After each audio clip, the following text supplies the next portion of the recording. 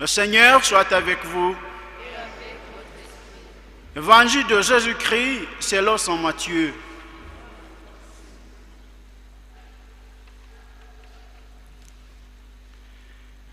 À son talent, Jésus prend avec lui Pierre, Jacques et Jean, son frère, et les amène à l'écart sur une haute montagne. Il fut transfiguré devant eux. Son visage devint brillant comme le soleil et ses vêtements blancs comme la lumière. Voici que leur apparurent Moïse et Élie qui s'entretenaient avec lui. Pierre alors prit la parole et dit à Jésus: Seigneur,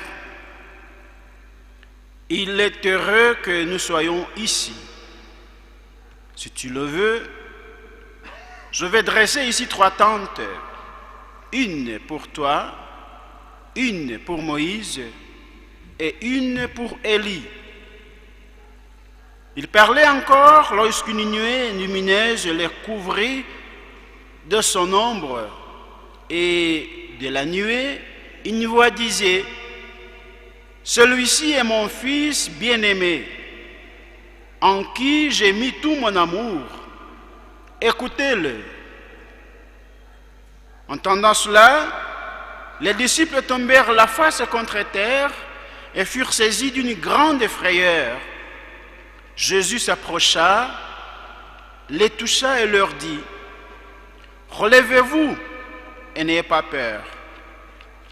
Levant les yeux, ils ne virent plus que lui, Jésus seul. En descendant de la montagne, Jésus leur donna cet ordre: Ne parlez pas de cette vision à personne avant que le Fils de l'homme soit ressuscité d'entre les morts.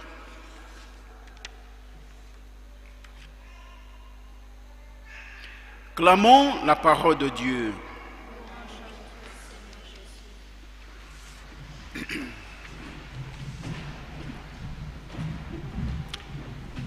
Chers frères et sœurs, dans notre parcours vers le sommet du Carême, la fête des Pâques, la résurrection du Seigneur, et voilà que nous sommes à la 2e semaine de Carême. Vous vous souviendrez bien qu'au début du Carême, nous avons été appelés, ou bien rappelés à 3 choses. Que nous devons prier intensivement, que nous devons jeûner, que ce soit le jeûne physique et spirituel, et que nous devons collaborer pour que chacun de nous ait une bonne vie, que ce soit physique et une vie spirituelle. Et tout cela en considérant le chemin parcouru par le Christ pour nous sauver. La semaine passée, dans l'Évangile, nous avons contemplé Jésus jeûnant 40 jours dans le désert. Et là, l'ennemi de la vie spirituelle, Satan, l'a attaqué pour le mettre en épreuve. Et nous avons vu comment la parole de Dieu a une très grande force pour relever celui qui est tombé. C'est par la force de la parole de Dieu que Jésus a vaincu le Satan, l'ennemi. Et c'était aussi par la parole de Dieu que ce Satan entrait en relation avec Jésus pour le tenter. Mais malheureusement, il ne savait pas que Jésus était une autre personne. Que cette parole-là, sa force, son union avec le Père, lui donnait le courage et la force de vaincre toutes les forces du mal qui pourrait l'empêcher de continuer son chemin. Jésus a vaincu l'ennemi. Cela, en vainquant l'ennemi, il voulait nous enseigner que nous aussi, dans notre démarche spirituelle, l'ennemi est toujours là. Mais il nous donne la force de vaincre si nous acceptons d'être disponibles ou bien de nous disponibiliser afin qu'il entre dans notre vie pour nous aider et nous épauler. En route vers la Semaine Sainte, aujourd'hui, nous sommes devant la transfiguration du Seigneur, que normalement, le 8 décembre, c'est la fête, c'est la solennité dont nous célébrons cet événement. Pourquoi dans le carême? C'est justement parce que le carême, c'est le chemin de notre conversion, c'est le chemin qui nous amène à la conversion afin de contempler Jésus qui a vaincu la mort et le péché. Vous vous souvenez qu'en Matthieu 16, le verset 2, Jésus avait annoncé déjà à ses disciples sa passion et sa mort. Mais ces amis-là n'y comprenaient rien. Il fallait alors que Jésus donne des éclaircissements sur cet événement dès sa vie. C'est pourquoi il a pris les trois, afin qu'ils puissent préparer d'abord le cœur des disciples à cet événement, et puis les enseigner à être fidèles à la voix du Seigneur, et il voulait aussi fortifier leur foi.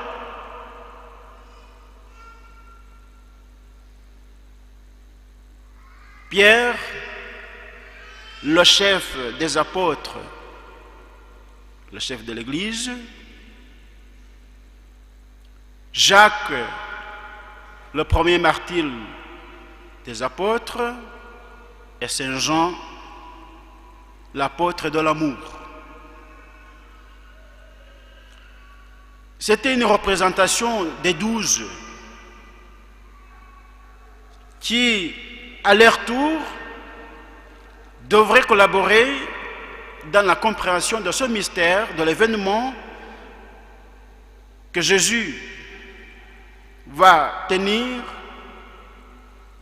l'événement de sa mort et de sa passion.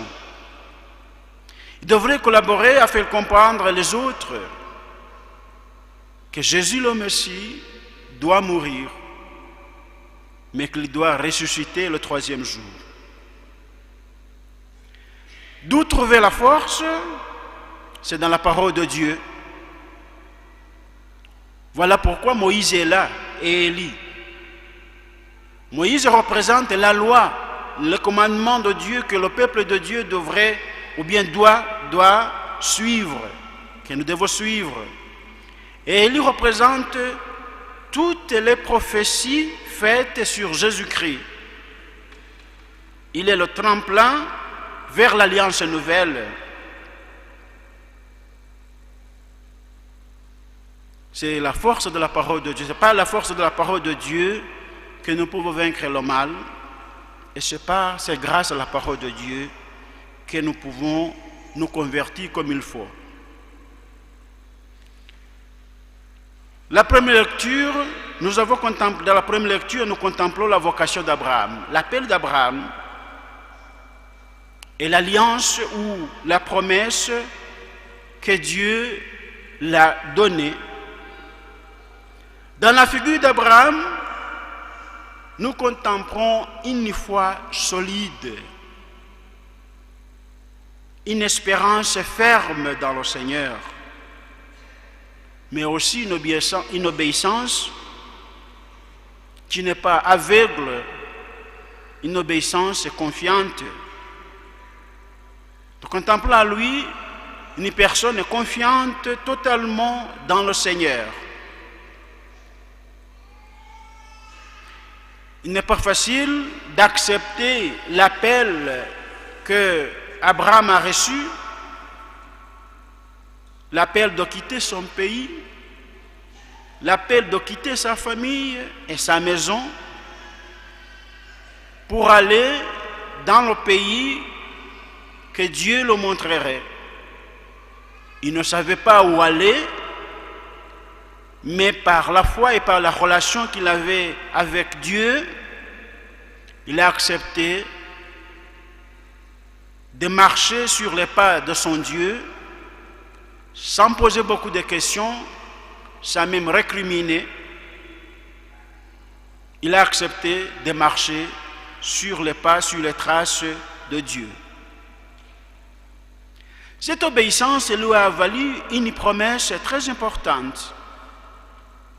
Je te bénirai, je rendrai grand ton nom, et tu deviendras une bénédiction.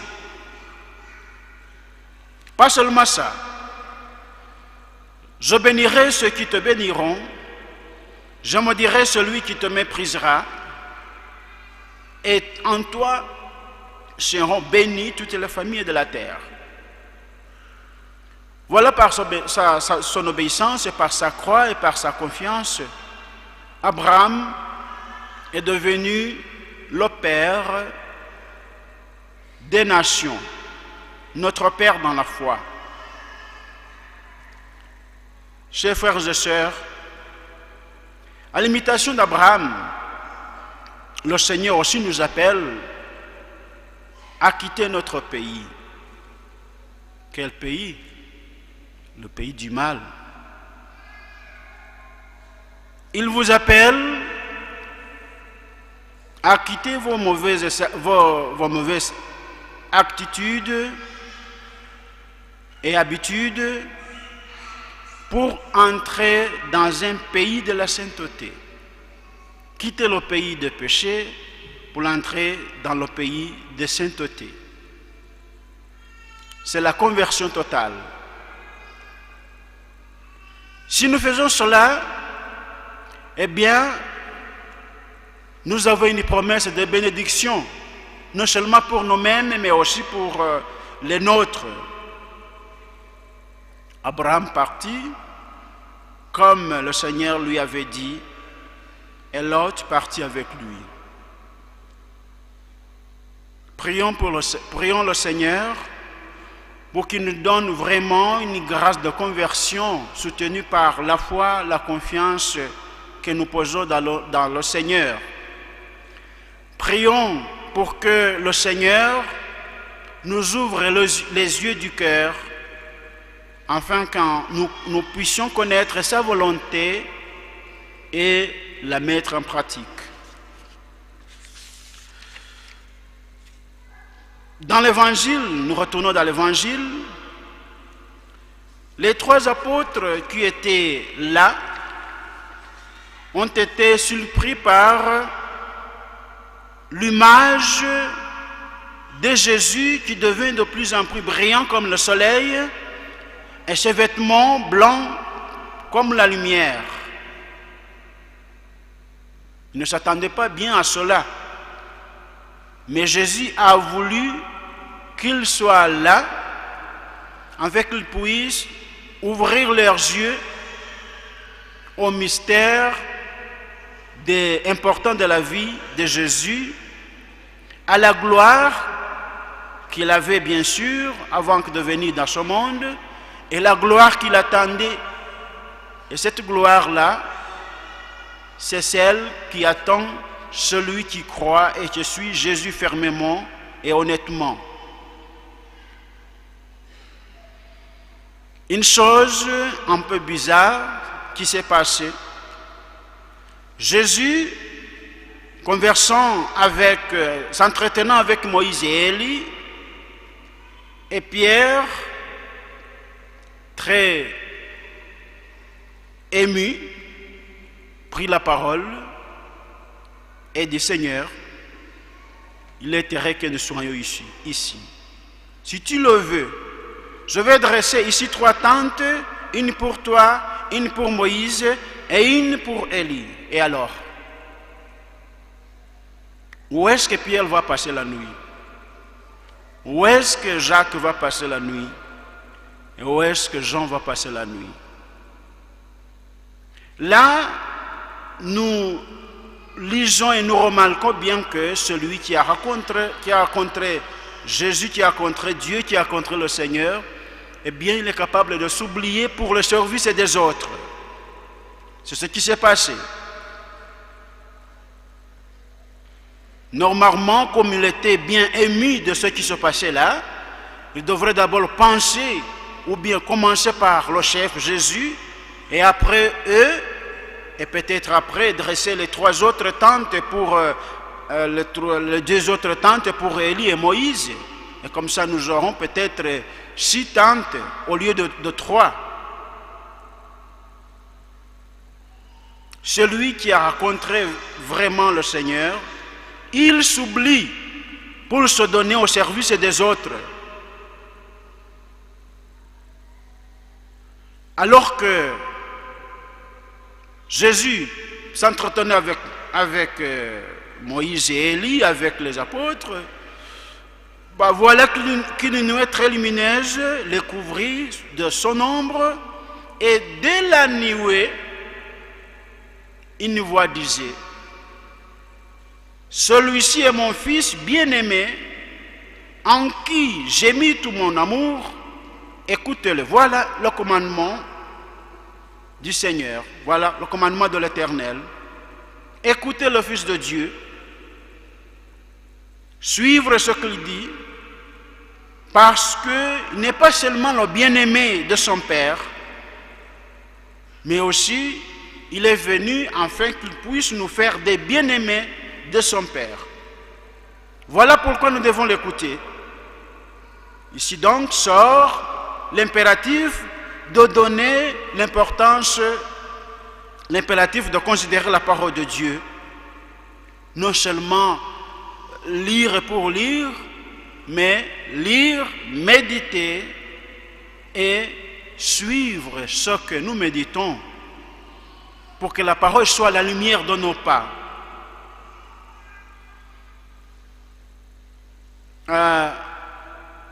Une autre chose, par la force de la voix qui venait de la nuée, eh bien les disciples ont eu peur, ils ont tombé face contre terre, justement pour adorer celui qui parlait, mais inconsciemment, et ils furent saisis d'une grande frayeur parce qu'ils ont entendu la voix de Dieu.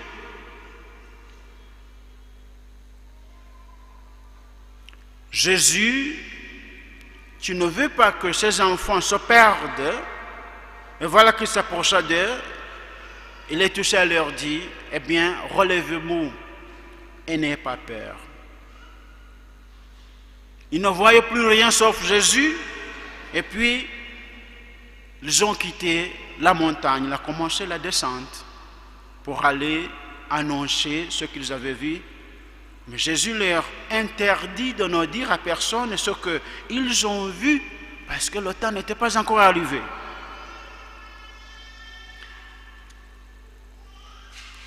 Jésus avec ses disciples ont monté une montagne, un symbole indiquant un chemin ou un parcours que quelqu'un peut faire à la recherche de Dieu. Vous montez, vous trouvez le Seigneur, et quand vous l'avez déjà trouvé, eh bien, vous devez descendre pour partager avec les autres tout ce que tu as eu, tout ce que tu as vu, afin que la transfiguration ou bien la conversion soit une conversion qui se fait ensemble. Frères et sœurs, il nous est demandé de nous lever. Lève-toi. Comme Abraham, nous allons faire une introspection intérieure pour pouvoir découvrir dans quel pays nous habitons. Si nous sommes dans le pays du mal, il est temps de quitter ce pays pour aller dans le pays de la sainteté. Confie-toi au Seigneur. Il a toutes les propriétés de t'aider à te relever et à te convertir. Seulement, disponibilise-toi. Espère dans le Seigneur. C'est grâce à l'espérance que Abraham a pu obtenir la promesse d'un père de nation, d'un père des croyants. Croyez, parce que la foi est la force et le cœur de toutes les vertus qui nous aident à croître dans notre relation avec le Seigneur et dans notre relation avec nos prochains. Seigneur Jésus, voilà au deuxième semaine du carême, dans notre parcours vers la Pâque, vers ta Pâque. Donnez-nous un cœur de conversion. Donnez-nous un cœur qui accepte ta parole et laissez-nous modeler par cette parole pour que la conversion que tu veux de nous soit une conversion qui vient du cœur, qui éclaire nos vies, non seulement nos vies, mais aussi la vie des autres. Parce que je ne peux pas me sauver personnellement. Il faut que je collabore avec vous, mon Seigneur, pour que le monde soit sauvé et que le monde soit converti par la force de ton nom.